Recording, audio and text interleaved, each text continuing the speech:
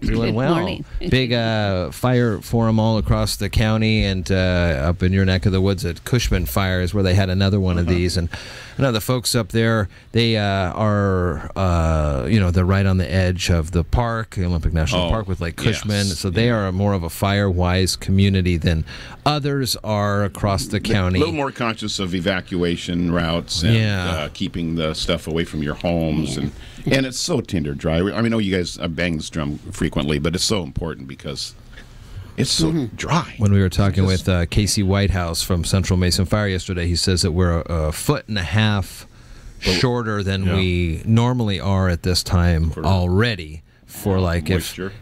For moisture and for and I asked him about that. I go, what does that mean? Does that mean it's a foot and a half in the ground of saturation? He goes, no, like if you're looking at a large body of water, it's a foot and a half lower, on average, essentially than in other places. We're in dire straits. You guys are right on the canal, but it's just a one road, on 101 north and south. Same for the folks up at Lake Cushman. It's one way down. Right. So that's a tough one. There's a lot of brush and burnables around, and some people, they like to be nestled there in the trees, and it's like, oh my God, if something happened, it'd be just like a match. Yeah. So you really need to pay attention to that, clearing out that stuff around your house. Last time we talked, it was 2 weeks ago, and you were just on the edge of heading under the knife. Yeah. And we can see that on the camera there. You did a little carpal tunnel. Carpal tunnel on the left hand. Somebody did it for you. On my dominant hand, And then in a couple of months I'll get the other one done. So it's an interesting surgery. The tunnel is literally that's where some of these nerves and muscles funnel through into your hand. And they open it up and relieve the pressure because it's pinching things off, and that's basically a layman's description of a carpal tunnel surgery. Well, very layman. Welcome to the right-handers world, then. Right? Yeah. It was pretty humorous the first day or two. So I'm getting pretty good with my right hand now. Getting it figured out just to switch it up again. Big car show coming up this weekend. That's right, Sunday. So where's that going to be? Right here downtown, the 20th annual Friends of the Museum car show. Nice. And it has really blown up over the last umpteen years. Yeah, they get over 300 cars registered every year. They've had to go up more blocks every year and side streets and things like that. All sorts of beautiful makes and models. Yeah. Before that, back up in your neck of the woods on Saturday, the Fjorden Crossing. Yes. Fjorden Crossing is the Saturday in Hoodsport, right? So that's going to be a fun event. How was the Upcycle Block Party? It was a success. We dubbed it a success. We had a lot of neat items for silent auction, and then of course we had the chairs and fire pit that turned out just beautiful. What kind of chairs were those? And They're wooden chairs. Adirondack. Wooden chairs. That's me. Lean back a little bit. And the picnic table was really nice as well. Once again, the high school students did that, and they also made planters.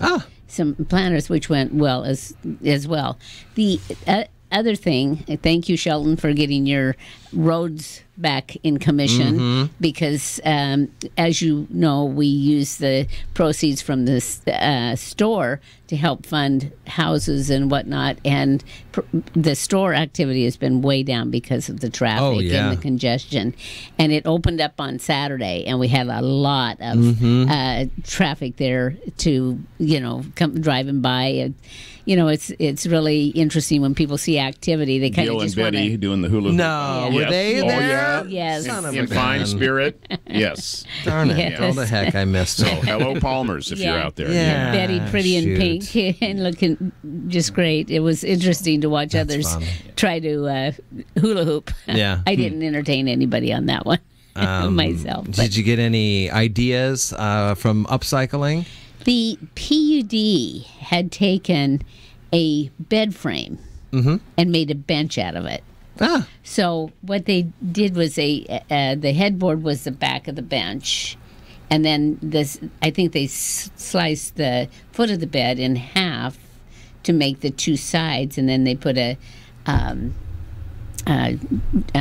plank or whatever. It was great. It was really nice. That's kind of a cool idea. Then we have one of the little gals takes T-shirts and does the T-shirts. There's another gal that was there. This is her second year there, and she actually has been doing this forever. She takes and recycles used clothing into other things. Like she makes rugs and different things out of it, but she also makes clothing, and she was kept pretty busy on that day as well.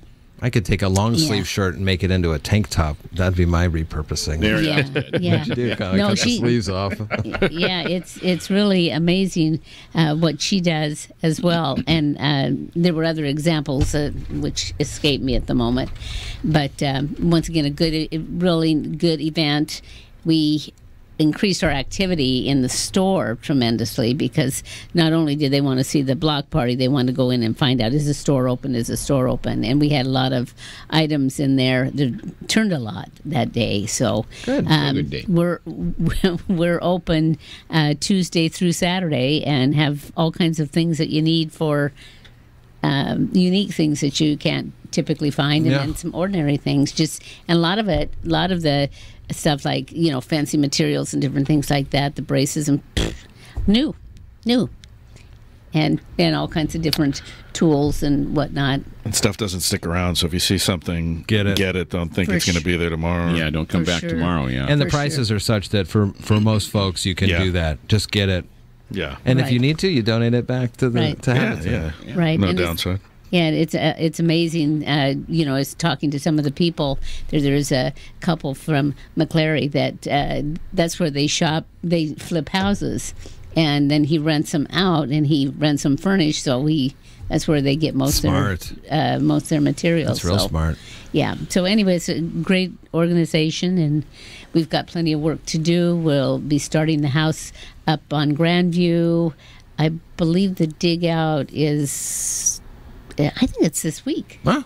And we want to recognize Kurt Bennett. He is doing the dugout, and a lot of times he donates that. He's been a great supporter of Habitat. So thank you, Kurt.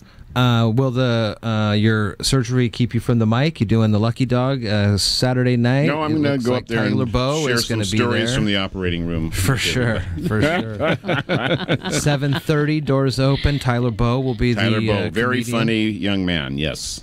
Very nice. All right. Well, good to see you guys. Yeah, good to see you too as well. Some other things going on next time we get you in here on the Daybreak Show.